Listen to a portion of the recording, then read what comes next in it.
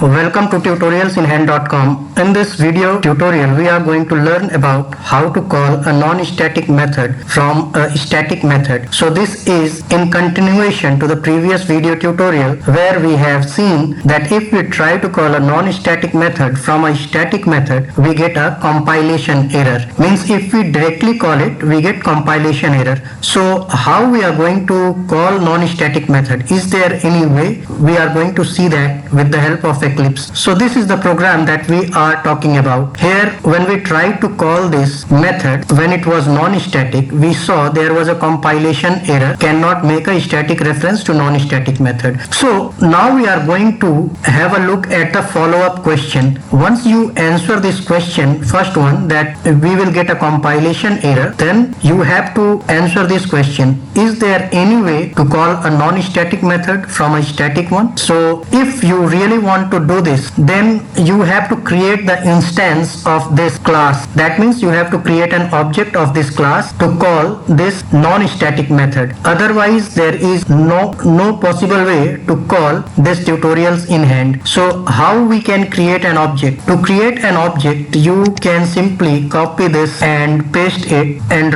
give this reference a name. So I am going to give it a name, call TIH, and then write new. Press Ctrl tab, you will get the suggestion. From the suggestion just select this one. Now you have created an instance of this class called non-static from static. So call TIH is the instance of this class. Now using this instance you can easily call class that you want. Right, call TIH, Ctrl tab, you will get the option, select it. Then once you click on dot, you will see that you are getting the suggestion tutorials in hand method with one parameter, which accepts one parameter of type string, that is course. So once you select this, you will see the course is automatically selected because you have created one string object of this name. So this is something which automatically comes. If you want to pass something else, you can also do that. Like you can have one string of name course1 where you can have Python,